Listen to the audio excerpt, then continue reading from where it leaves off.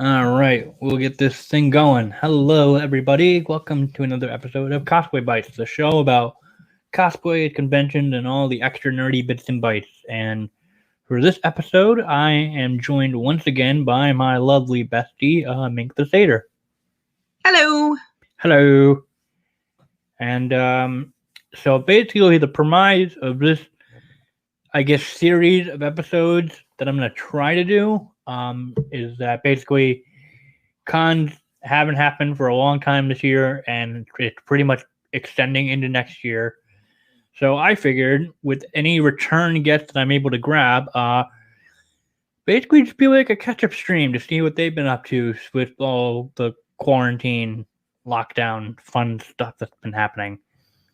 As far as like their cosplay work or their Patreon work or their OnlyFans work, if that applied to them, and just see if they're still being able to create or make outfits. I know Mink has. Holy smokes! You've been creating. I'm just like I'm thinking like A, you're crazy, and B, at the very least, once cons come back into the fray, you at least, I would hope, have outfits to wear and not just keep making new ones. Oh, don't worry. I'll keep making new ones. I'm sure you will. I'm sure you will. So before we get into that, quick shout out to my fellow patrons over on my Patreon. We have Kendall, Nicole Marie Jean, Noah, Mink, Oh My Sophie, and Coralia Jade. And as far as my blog is concerned, it's looking like this may be another hiatus month because no one's making new outfits. And there is a part of me that's a little bit lazy in wanting to research new cosplayers. My last episode, the guest that I had said she would hook me up with some photos, so I'm looking forward to that. But I mean, like the latest posts you can possibly find are my reviews on Hades for the Switch, as well as Kingdom Hearts Melody of Memory for the Switch. And I had just literally, like maybe a couple hours ago, beaten or cleared through the story of God of War. I'm not going to do a review on that because of just, I don't know. I'm not in the mood to, but here's a short synopsis. I got really emotional, and the story was fantastic. The combat was amazing. Took me a while to get into it, but then I did. So I may do some extra stuff here and there, sort of like post game stuff for a little while. And yeah. So without further ado, Mink, what the hell have you been doing?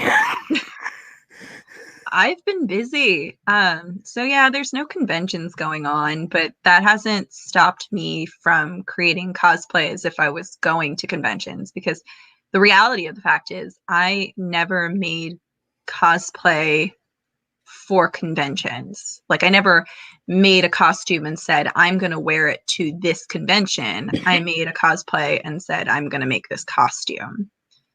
So yeah, it does suck that I don't get to wear it around and like hang out with my friends or do panels in costume.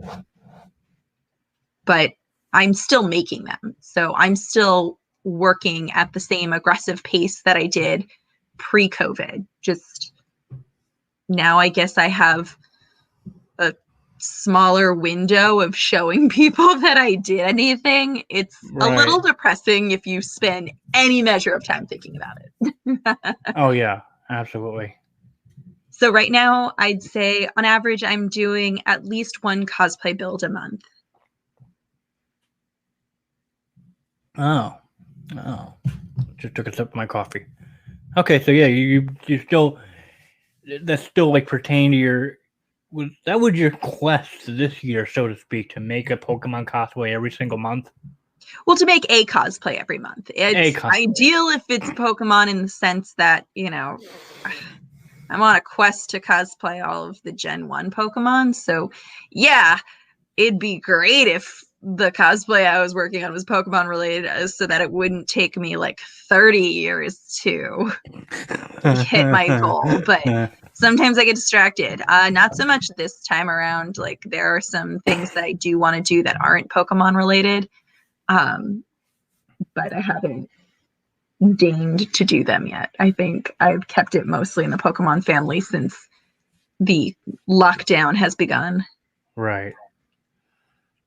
Right. And then I noticed that you've been able to like do some socially distancing photo shoots for like the finished outfits that you've Yeah, done. yes and no. So until I basically held out, like, obviously when lockdown happened, it was just my boyfriend and I shooting photos in my backyard, my ever-changing backyard.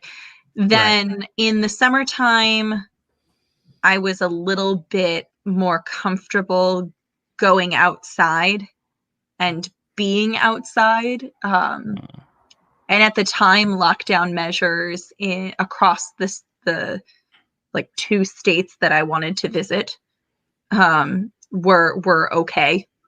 You could do that. But unfortunately, I'd say mid-October was the last time I felt like I could comfortably go and break that bubble that I have. Sure. So now it's back to shooting in the backyard, but I mean that's what it is. Yeah. I'm very grateful that my partner is a photographer and knows what he's doing with the camera and has a nice camera. Oh, that's I a plus, also yeah. have been taking cell phone photos because, you know what? People get it. Yeah. They know that, yeah, in the age of COVID, you don't want to necessarily take any unnecessary risks. Absolutely, yeah. Location shooting is probably going to be hard to do for me until either warmer weather or a vaccine is available. Right, absolutely. Which is a shame because I do love location shooting. I think there's nothing that really creates a zen for your costume quite like when you are in the atmosphere that costume clearly belongs in. Oh, yeah. Picking out an area that you think like, oh, like this area would be best suited for like Aloy, or this area would be best suited for like a ghost Pokemon. Absolutely. So the one I'm thinking off the top of my head, I went not very far actually. There's a park / zoo, I guess, maybe 20 minutes from where I live. And I shot with one of my friends, Tailored Shot Photography. And we were very good about wearing masks. I only took my mask off when it was time to actually do the shoot. She wore a mask the whole time. And we shot my bioplume, and it was a great location. It really gave this like witchy vibe, which was what we were looking for. And I'd never been to that location before, so it was just very cool. And getting to see the photos that came of it felt so great. Yeah. And now I'm like, okay, well, I'll see that again maybe. At some point. Maybe. Well, now as I look to my immediate future, I'm like, man, these COVID restrictions do a little bit suck. Like, they're important, and of course I'm going to follow them, but like, this is going to suck because my December cosplay plans are really, they do so much better in a location that isn't my backyard. Yeah. Oh yeah. The one that you shared that you were working on, which I won't. I mean, say I can here. tell people, they won't get to see it until it's done, or maybe it'll be done by the time you listen to it. I don't know. So I'm working on Articuno from Pokemon. Yeah, and that's the first legendary bird, so to speak, that you've done a cosplay for, correct? That is correct. I have not done any of the legendary birdos yet. No Zapdos, no Moltres. Yeah. I mean, Moltres, I'm sorry, it's a little bit garbage. Oof. What? That's Well, not an unpopular opinion. Moltres' design is like a fire chicken. They wanted it to look like a phoenix, but it kind of came off as like a derp fire chicken. It's not. yeah, I think it does. I feel like it has like some like kind of round belly or something. It's not especially cool. Like No. Articuno, pretty good. Zapdos, stunning. Oh, that Zapdos is my favorite.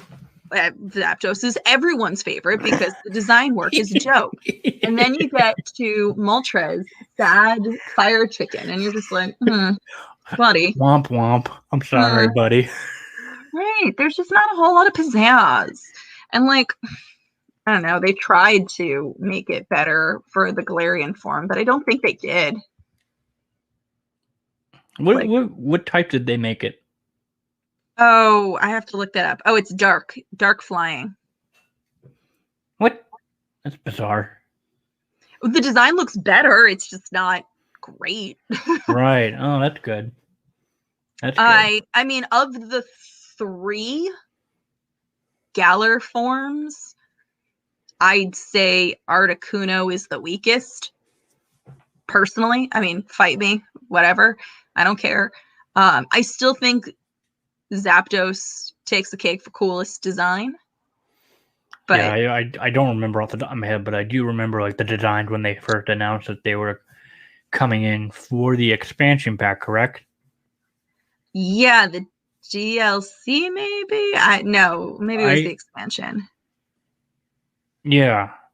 I haven't played the expansion pack yet, so I have no idea. I haven't played in a long time. It's bad. But like the DLC's bad? No, it's bad that I haven't played. Oh, okay. I heard the DLC's fine. Okay. You know what? All the reviews I've heard were it's fine. But to be fair, all the reviews of Pokemon that I've heard are like it's a Pokemon game. You get what you get with a Pokemon. You get what you get with There's Pokemon, no surprises with a surprises. Pokemon game. Sword and Shield revolutionized Pokemon in the sense that they took the encounter situation that you find in like Pokemon Go and Let's Go Eevee/Pikachu and put that in a game, and they had one area that was like an open world area. Yeah. And it was like groundbreaking. Because for once, my low team could find a Pokemon and get like, complete party kill. Which is real terrible if you're trying to do not try to do Nuzlocke on Sword and Shield. Oh yeah, no, you will be severely disappointed if you accidentally run into like a level 30 or 50. For those listeners unfamiliar, Nuzlocke is when you start a Pokemon game, and anytime your Pokemon faints, you view it as dead, and you may not use it again.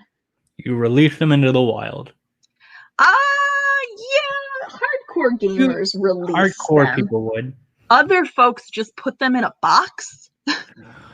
I mean, yeah, that would make it a lot less painful. That's for sure. Yeah, I mean, the hardcore Nuzlocke folks release them, which I cannot bring and then they also every time they go to a new zone, the first Pokemon they see is the one they catch, and then they can't catch anything else.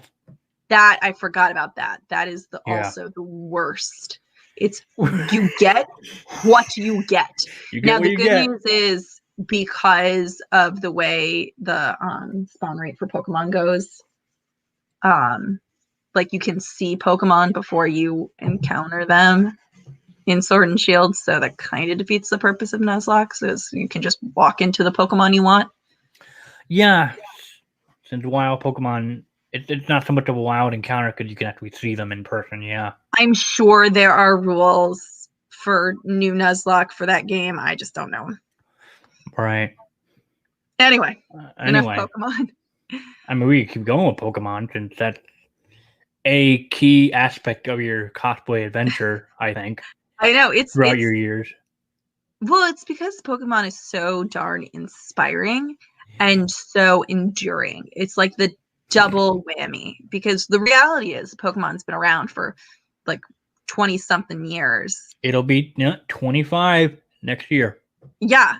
They're hyping up their celebration. It's part of our cultural zeitgeist. Yeah. And 25 years old. Jeez. Yeah, geez. But like with Pokemon Go, it made even the first generation that much more accessible to everybody who like didn't play it when it first came out.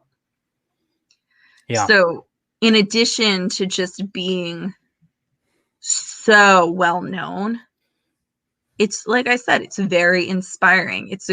I've been enjoying getting to celebrate a series of games that I really enjoy while also getting to flex my creative muscles and do some design work, because the reality is when you dress up as a Pokemon, either you are doing an interpretation or you're doing a fursuit.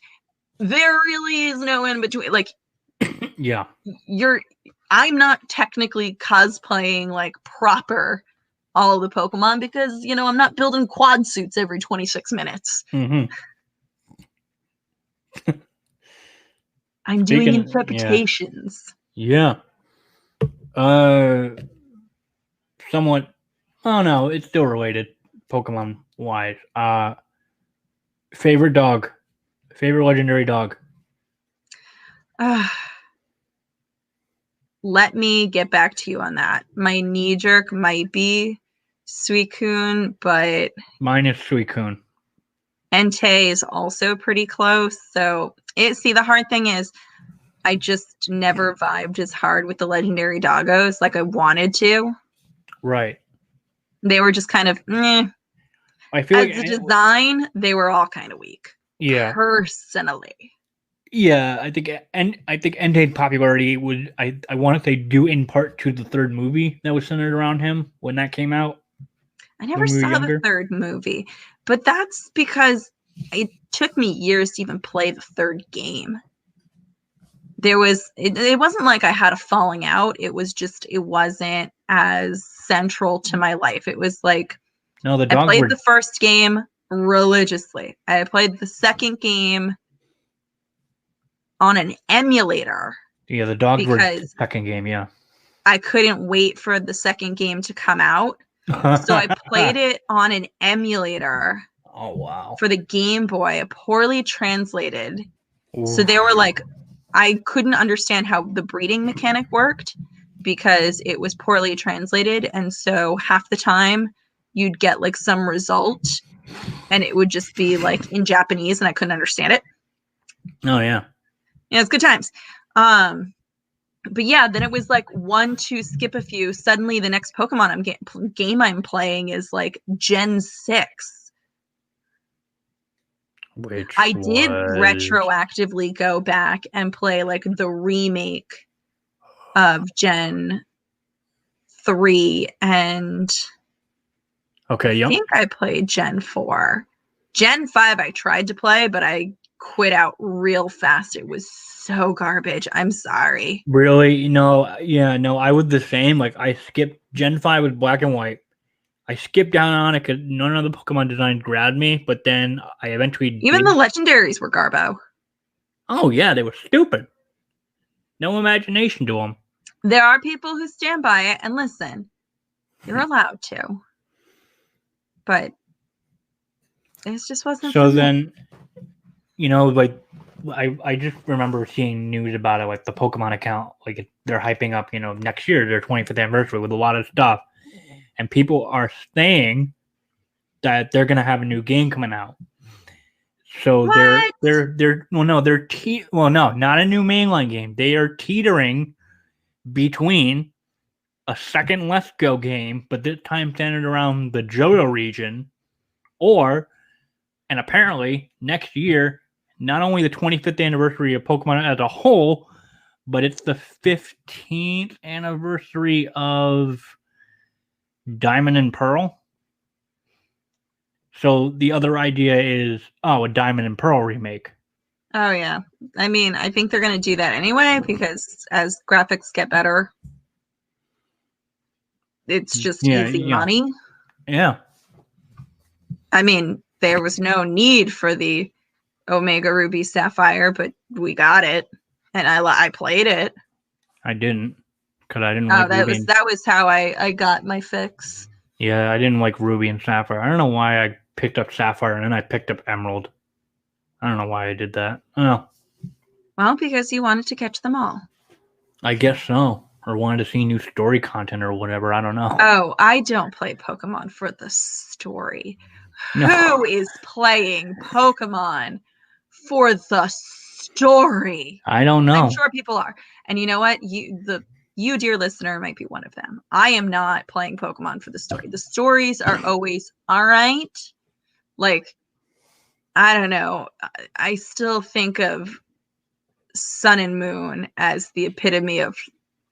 No, I mean, you know what? I was about to say Sun and Moon as being the epitome of like bonkers story, but I lie because X and Y had a bonkers story too. Yeah.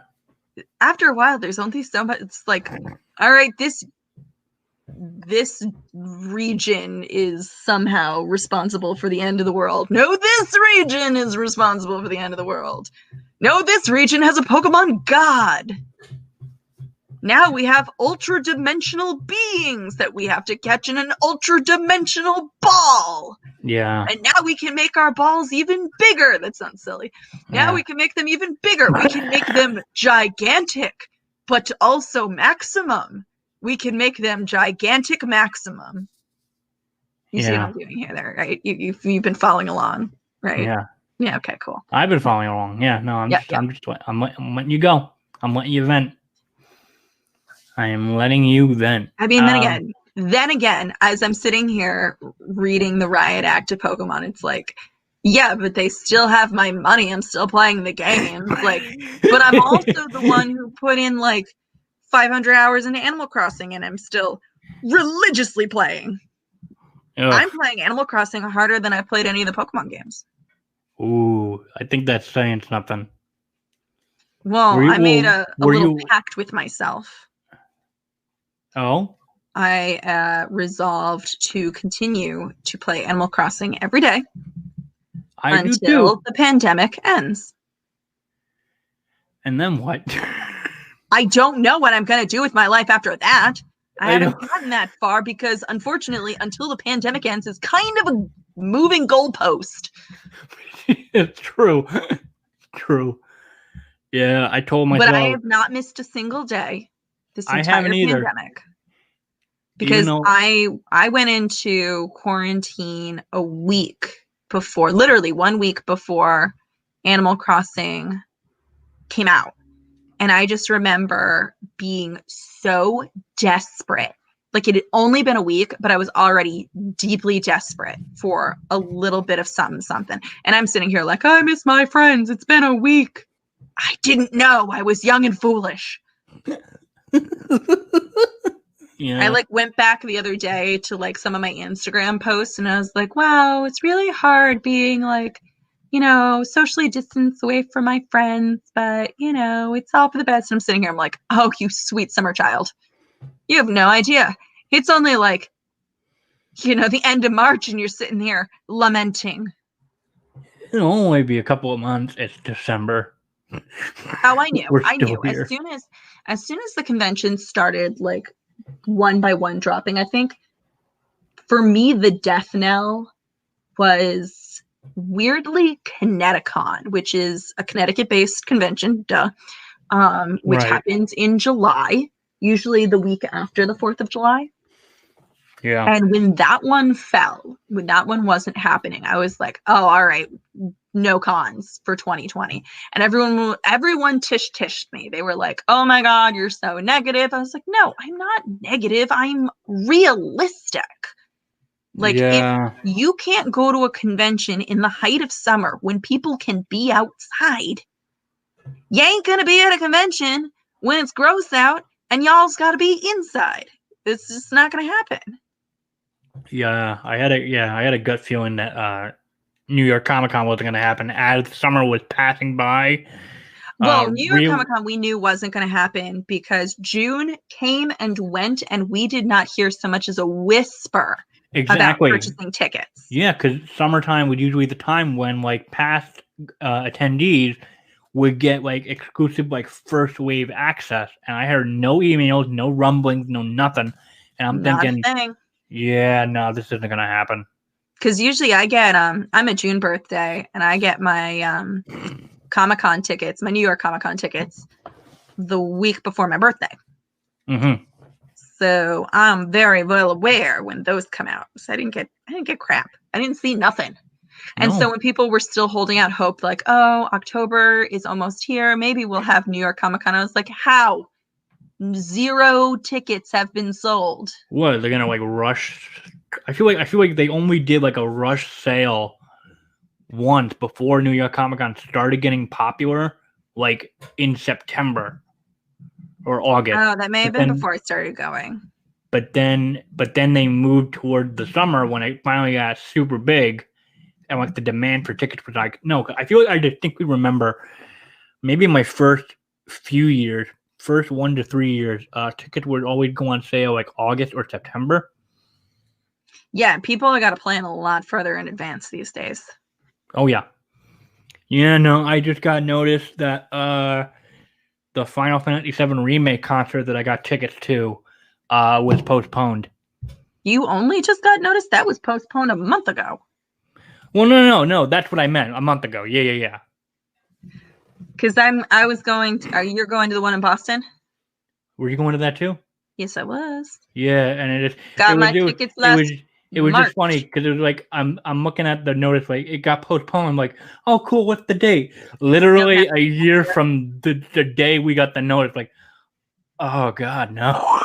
Yeah, I thought though, actually it's earlier than I figured, because I thought that they were going to postpone it for a full calendar year.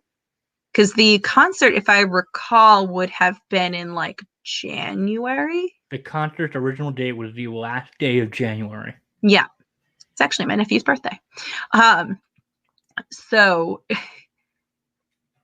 they postponed it, but rather than postponing it for January of 2022, they postponed it to some, like, I think it's like November 12th or something in 2021.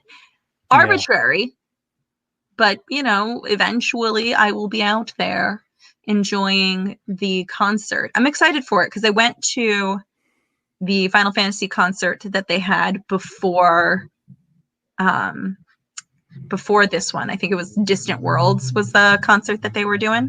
Right.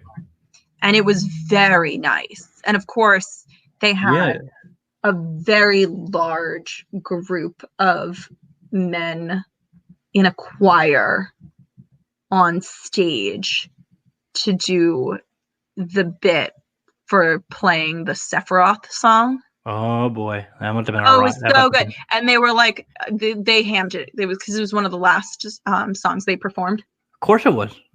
Of course, Boston Symphony Orchestra performing. And so they pulled in a group of a male choir. And as soon as they had the male choir, I was like, I know what's up. And the conductor,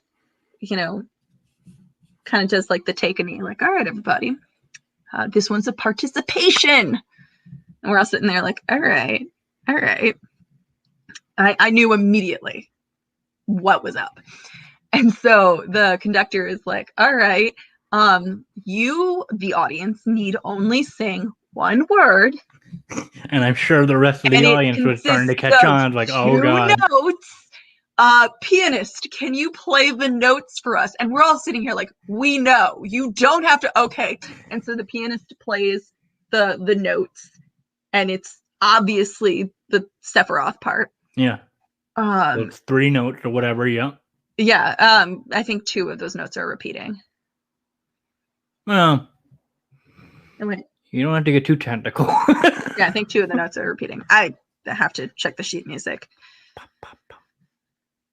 Anyway, so yeah, that happened. I'm actually, hilariously, just as like a complete aside, I made a t-shirt to wear to that concert, and it just so happens I'm wearing the shirt right now.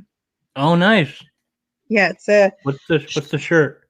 It has a bunch of like little chibi chocobos in different colors. And it's got a galaxy ombre on it. At the very bottom of the shirt, in the front, it has there's the golden chocobo, and it's got little sparkles, and then on the back of the shirt, it says "Work hard, play hard." Of course. I'm a big fan. Yeah. No, yeah, because we easily my favorite part of Final Fantasy. It's not the story, it's not the music, it's the damn chocobo. Yeah. Yeah, no, because we were talking about maybe getting together that day of the concert and just getting dinner or hanging out. Not anymore. Not anymore. Maybe next year, literally. Womp womp. On the new date. And it's a Friday, so I'm thinking, I hope either I would assume I'll be in a new job by then, so I'll just have to take it out of work. See, it being on Friday always makes me nervous because I'm like, nuts. Friday traffic. Oh, no. Oh, no. I mean, the concert hall is not especially far from where I live. I'm sure it's not, depending on where I take the train. Oh, yeah, I would take a train or a lift in. Probably a lift, we would take the train, probably from either. No, I think most likely I'd do it from the airport if they're doing it. Yeah, if they're doing it, I'd probably take a lift because my partner works at Boston University, so he can probably just walk into the to the venue. Oh, I bet. I think that's what we did last time, and he met me there, and then we just took his car back. Nice. But yeah, that got postponed to next year, and you know we've been seeing the start of 2021 being blank, so to speak, with arguably with MagFest and Katsucon. Oh, you're counting MagFest. That's fair. The two, I would say, the two like sort of like big convention year kickoffs events. I kind of knew there was going to be no Katsucon. Yeah. At this point, my question is, will there be a Dragon Con? And the answer is, so far, we're projected to maybe have a Dragon Con. Right. PS Dragon Con is in, like, September. That's correct, yep. Yeah. Oh, boy. I cannot imagine. Like, Rhode Island Comic-Con is normally the first weekend in November. That was canceled ages ago. But I believe they were co-oping with another convention this year that actually takes place in the spring. Right. I cannot remember for the life of me what that other convention is, of course. But I just got an email from like Rhode Island Comic-Con sources being like, buy your tickets now. But I think the convention's in like March or May or something like that. And I'm just like, I don't think I will. Yeah. I think I'm going to wait. The numbers don't look good, fam. Right. Yeah, we got extremely lucky with PAX East being the last con of the year, so to speak. Mean, holy moly. So many companies had pulled out too, if you recall. Yeah, Sony backed out. Sony backed out. Some companies had a massive reduction of their like presence. Yeah. I remember being very pleased that the expo hall was a little bit like the hallways of the expo hall, if you can call them that, the little walkways were a little bit widened because there were fewer booths. So rather than have these large empty spaces, they just redesigned it to give the hallway space a little bit more room. And as a cosplayer / convention goer, I was like, yes, please. This is great. I feel less like I'm on top of people. Mm-hmm. Yeah, no, I feel like it was definitely easier to move around. If I can remember that far back, I feel like, it was probably easier to move around the con floor. and I mean, whatnot. it was still hard for me to move around because if I recall, one of the days I was in giant dragon wings, and the other day I was wearing a tentacruel head. I think the last day I was in something manageable, still a cosplay, but like something manageable. Right. I always try to make Sunday's costume manageable because that's when I do a lot of my gameplay at the expo floor. Yeah. I feel Like doing the like for demos and stuff. a lot of people, unless for some bizarre reason Sundays their only day they're gonna go. Sunday to like casual take an easy day. I mean, I still cosplay the nines because there is no such thing as casual take it easy day. Plus, again, I live 20 minutes from the venue. If I'm feeling tired, I can go home and come back. True. Oh, yeah, dude. 20 minutes. Yeah, I mean, I had a hotel, but I mean, I love getting a hotel at a convention because I have puppy stamina, and I cannot imagine that I'm going to have any stamina when when we come back to having conventions. I think my stamina is going to be completely shot. But I have puppy stamina where it's like I get really excited and I do lots and lots of stuff. Yeah. And then I run out of energy because I don't know how to budget my energy. So it's like full force, real excited, and then bloop, I'm done. So having like a hotel room is awesome because then usually what happens is one of two things. I either go back to the hotel room and take a nap, or I go back to the hotel room, change into something more sensible, usually like a cosplay hoodie, and then like traverse the rest of the convention only mildly regretting the fact that I took off my costume, because then I see everyone else doing cool like costume stuff and photo stuff, and I'm just like, maybe I should put it back on. Sometimes I do. Usually I don't. Usually I take off my costume, it's off. Yeah. You want to commit to the wig cap comes off, I'm not putting it back on. If the wig cap comes off. If I removed my fake eyelashes, they're done. Yeah, no, I was actually just getting reminded of PAX East because one of our mutual friends, Midge Scully, had been posting some shots that I guess she had just gotten back or just never got around to posting of the legendaries from Sword and Shield that she made along with a friend of hers, and just they have been going back and posting a lot of stuff like that. I think it was just stuff that they never got around to posting. That's what I think it was. Yeah.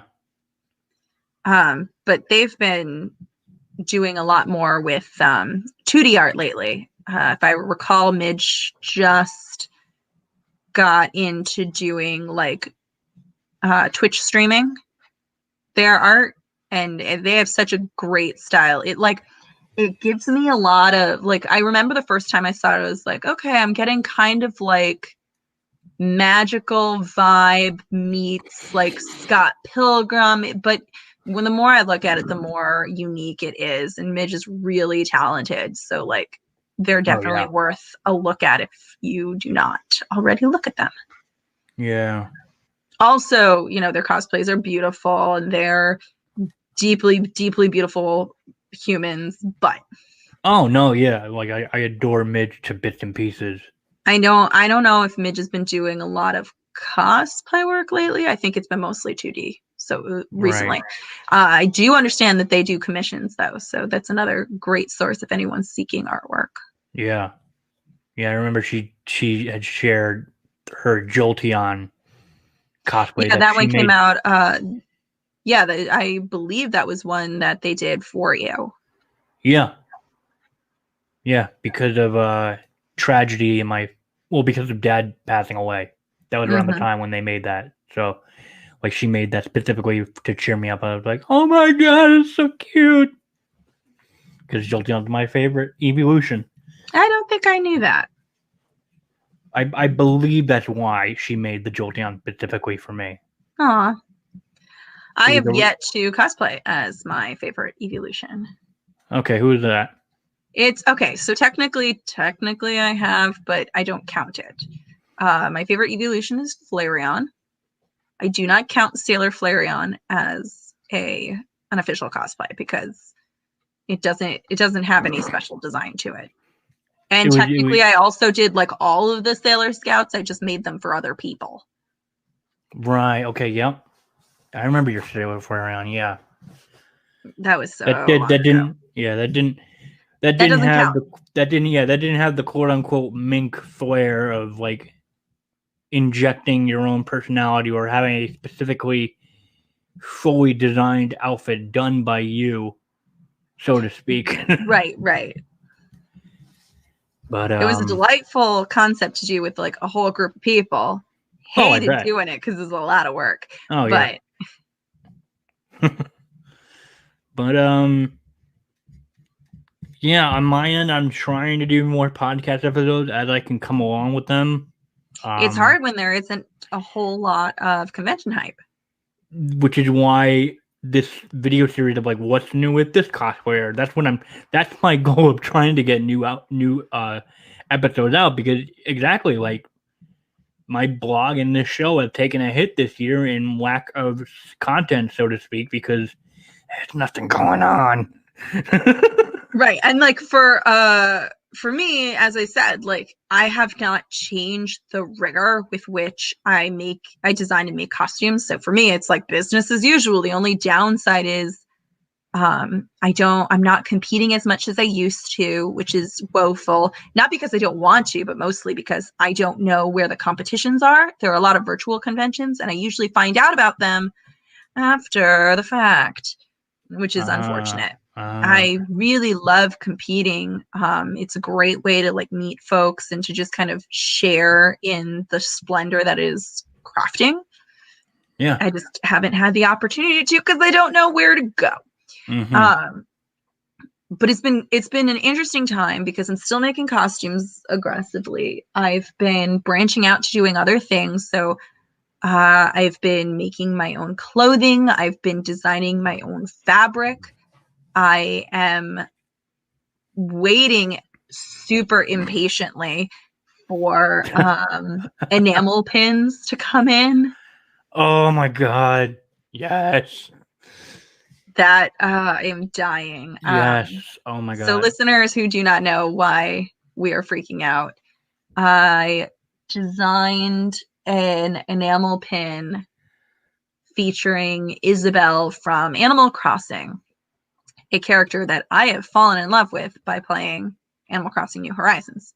Because the only other like Animal Crossing game I played was gonna ask was the original, and she was not in it.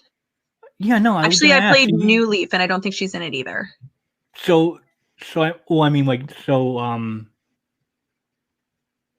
Yeah, so you played New Leaf, you just said, but like the original and New Horizons have been like the only Animal Crossing game like you've just been religiously playing. Yeah, that's it. And I remember I played the original Animal Crossing like a lot. Yeah. But I didn't play it like all year round because other things came out. Right. But this Animal Crossing, New Horizons been awesome because it's also been how I socialize sometimes.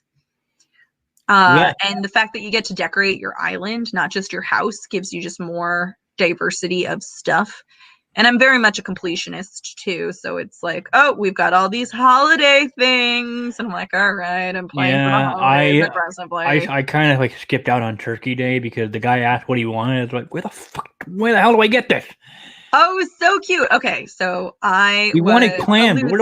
Did I have to do deep diving? Are you serious? To get the clams? To get the manila clams? No, you use the shovel. What? The shovel?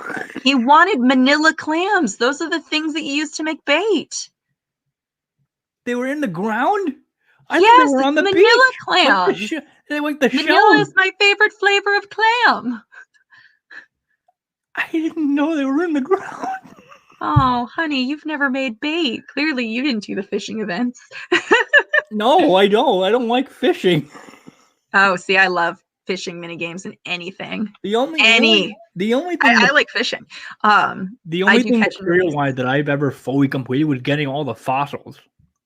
Oh, I did do all the fossils. That's an inevitability. If you play enough, you'll get them all. Oh yeah. But the bugs and the fish, yeah, no, thank you. Oh, I finally caught a walking stick bug today, and I was real proud of myself. It only took me as long as it possibly could. But yeah, for the Thanksgiving event, I totally looked up all the ingredients ahead of time, literally the day before Thanksgiving.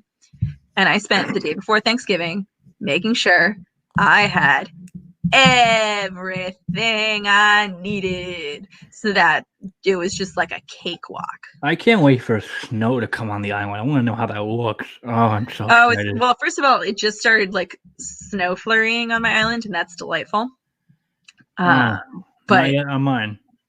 Because that's what rain is now, is just like little snow flurries. But when it comes, it's gonna be. I mean, it's gonna be as delightful as when we had the maple leaf season. Yeah, I just remembered. I'm excited for the winter DIYs. So excited! I could take a leap toy day, but I'm real excited for winter DIYs. I remember I just got a crap ton of Halloween stuff after giving Jack a butt ton of candy because I was stocking up on candy. Lit. It was like I got the jack-o'-lantern like pumpkin carriage. Yeah, and it was just a big fat boy. I'm like, oh boy. I loved the Halloween stuff. So obviously I was super, super inspired. And I was actually planning on making stickers.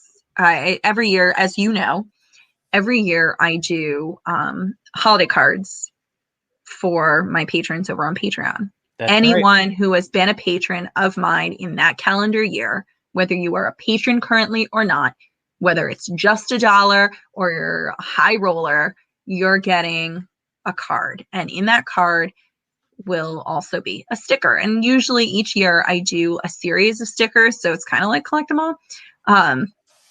So this year one of the drafts of things that I was thinking of was like memes based on popular things from 2020. So I had made a design of a holiday themed Among Us sticker.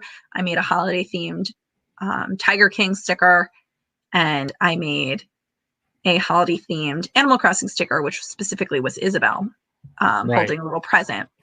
And I thought it was wicked, wicked cute. And I was like, you know what? This would actually make a really dope enamel pin. And then 1, 2, skip a few. I was like, you know what? I'm going to order a couple, like a small batch of enamel pins. So far, I've only like published that I have this and that it's being made to like close friends only for the initial run of pre-orders. And they're getting me. Yeah, those folks are actually getting a really good deal because I will be putting it up for public consumption basically when they come in, but I will be charging a little bit more for them once they come in. So the pre-order price is like the lowest I could possibly sell them for and not turn a profit, but not lose money. Right. So that was the friend only sale. But then, which is still like, it's not that much, but I suspect the everybody sale will be somewhere between $8 and $10. Right. Which for an enamel pin, especially for like a 1 3/4 inch enamel pin, that's pretty good price. Yeah, it'll probably go on my lanyard. Aw, yeah, mine is definitely going on my lanyard. No, it's attached to my car keys. Aw, I had a Final Fantasy. Lanyard is what I wear to work. Yeah, no, because I had a Final Fantasy lanyard for the longest time. Like I got like a free gift when I bought too much stuff at the Square Enix store. It broke, so I was like, okay. I was looking around, and the lanyard that I chose, it's a filthy casual lanyard, but it's got a lot of your pins that you've given me over the years with the hand drawn a Pokemon. Yes, the button pins, not the enamel pins. The button pins. Because I have another lanyard that I had that's specifically for convention wearing. Cause still a lot of my favorite enamel pins on there. But no, your button pin lanyard is my car key lanyard. Oh, that's delightful. And I told you that the Isabel pin is going to go smack dab on my hat. That I have another pin on that another one of my best friends gave me at PAX East, which Actually, listeners will remember the Bun Witch when she was on my show for PAX East. But she gave me a pin specifically for her friends. And it was of it's of a sea salt ice cream representing the sea salt trio from Kingdom Hearts, because that's her favorite series. That's my favorite series also. But then on the sea salt ice cream, it says salty bitch. And I'm like, oh, this is beautiful. So that's on one side of my hat, and then your little pin's gonna go on the other side. Yeah. And I'm just gonna be a happy little bean whenever I put on that hat. I am stupid excited. Actually, the site that I'm ordering it from, which is the Pin Wizard, they're very good. I am enamored with how quickly they're communicating with me. It's crazy. Oh, that's great. Well, like I started the process of like organizing, making this pin thing happen the day before Thanksgiving. And this company is allegedly like they have like a United States factory and everything. However, like on Thanksgiving, they were like emailing me like, hey, here's like the proof of the artwork that you sent us. Like, does this look good? And I was like, oh, like, actually, can you make this quick change? Like, there's an error here. And I'm like, don't worry about it. I know it's Thanksgiving, like, happy Thanksgiving.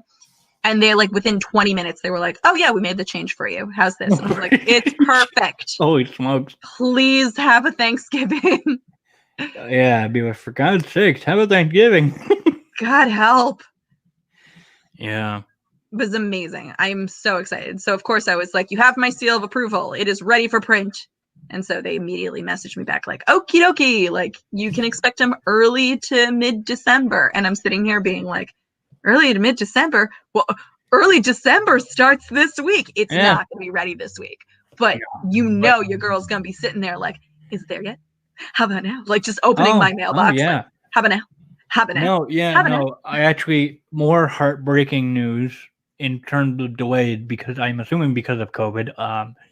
The Final Fantasy VII remake Tifa action figure that I bought as a treat for myself during what was supposed to be New York Comic-Con week as my Comic-Con treat. The original pre-order date was this month. I checked it this morning. It got pushed to January. I'm a sad little boy. Aww. And then the Coffee Talk Collector's Edition that I've been like frantically excited for, because that's obviously one of my top games of the year, or one of my favorite games of the year since I demoed it at PAX East. So like they teamed up with this like gaming company to make a special collector's edition only through their site. Let me see here, because I like printed out like the order receipt, and the original date was shipping in August and September. Then it got pushed to October, November. And then it got pushed to December and January. I'm just like, make it stop. Please, stop. I told you, moving goalposts. I know, I don't like it. But, I mean, those are two major purchases that I'm like frantically waiting on. So hopefully these next 2 months will give me the fruits of my money spending habits. Of your patience. Yeah. Of your patience. Yeah, please. I only know patience. All the Kickstarters that I funded back when like I felt like I had money because I wasn't doing anything in like April. I'm like, are those here yet? No, not yet. Oh, okay. Yeah.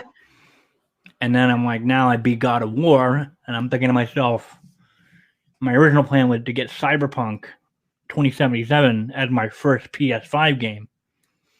But then you and I had a discussion earlier of like, yeah, no, it might not. It might be better to just wait until like maybe beginning or middle of next year to get a PS5, because they're kind of impossible to get right now. They're super impossible to get. And So then plus, like the newest consoles always have some bugs. Bugs, glitches, whatever you may call it. Right. Tech issues. Next to no new games out. Because now I'm here. This is unheard of, because usually they have any good games or like, you know, AAA titles that they're, you know, promoting at launch. But I feel like it's not really happening. PS5, I think they were hyping up Demon Souls remake and the Miles Morales Spider-Man game. Which, okay, to be fair, that looks dope, but I don't know if a Spider-Man game is going to usher in the dawning of a new, like, I don't think that's going to have the same zing as, like, if they had maybe done Horizon. Yeah. At launch. Oh, that's why I like Nintendo. Nintendo does it right. Nintendo's like, oh, new console, we're going to bundle it with a new Zelda game or a new Mario game, or hey, maybe both, because we know you keep coming for them. That's right, we do. We do keep coming for them. They got us by the balls. That's what we're going to, you know, flagship. Those are going to come out. Like, you can tell Nintendo doesn't have anything on the rise right now, because they don't have a new Mario game coming out. Their major holiday release I feel like it technically was Age of Calamity. Yeah, that was the closest thing that we were going to get. And Age of Calamity is lovely and all, but it's not Breath of the Wild 2. We're still waiting for Breath of the Wild 2. Yeah. So, like, tangent aside, I've been reading up on how, you know, Cyberpunk 2077 delays constantly, and everyone's hoping, oh, they're December 10th, hopefully the one. And I've been reading that, like, if people want to play it on the PS5, they're giving them like a free upgrade patch or like upgrade version of the game to play on the PS5. So now I'm thinking to myself, maybe I should just get it for the PS4 and then just upgrade it. Because outside of Cyberpunk, outside of Cyberpunk, the only other game that I have on my radar is I put in a pre-order for Bravely Default 2, which was supposed to come out by the end of the year, but then it got pushed to February of next year. Which, everything's getting delayed. But I mean, like, honestly, February not too terrible of a long wait compared to like today.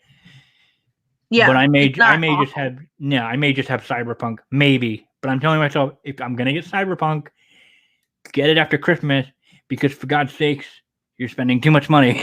Calm down. Isn't that what the holidays is all about? Yeah, it is. But I mean, I gotta stop. I mean, even I'm just like, oh God. But yeah, tangent aside, Mink's really knocking it out of the park with her outfit that she'd been sharing on Patreon that I've been taking a gander at. I mean, am I allowed to say any of them that you've shared? Yeah. Okay. She made a Psyduck, which is hilarious because it involves a floof of hair that is the detachable floof. The detachable floof. So that's amazing. Her was it Gengar or Haunter? Which one was it? It was Haunter. Haunter was fantastic. Oh my God. I was fangirling so hard. And so I can't wait to see how your Articuno turns out. Oh, thanks. Even though I feel like you did say when you shared the design, you were like, why did I design it this way? I feel like I'm not going to like it, but nah. No, I love the design. I'm terrified at the implementation because it's going to be hard and a lot of work. That's what you meant. That's what I meant. Yeah. Why am I doing this? Why are you doing this to yourself? The holidays. I should be taking it easy. JK. JK. But, yeah. You told me you had stuff going on later tonight, so I think like this is probably a nice place to wrap it up. Well, thank you for having me. Thank you as always for joining in. It's always love being able to spend time with you and have you come on my show. But yeah, this is with the series of episodes that I'm trying to put out. If I'm able to get more returning guests from either this past year or other years that I've done the show, because every content creator, cosplayer has been treating quarantine lockdown differently. But other than that, if they want to see your work, Mink, where do they go? Well, I am Mink the Satyr on social media. So you can find me on Facebook, on Instagram, Twitter, Patreon, Store Envy, and on Thursday nights you can catch me streaming on Twitch. Yeah, and those are fun. And then I think you do occasional other day streams, like weekend streams. Yeah, on the weekends, I have been promoting a charity event called Extra Life, where I usually do gaming. I'll be doing that again in December too. My favorite kind of gaming to stream is point and click adventure games or platform games. So if that suits your fancy, I'd say the best way to keep tabs on that, of course, is follow me on Twitch, or you can check my social media. Usually Twitter is the easiest to follow for when announcements about when I'll be streaming and what I will be streaming. Right.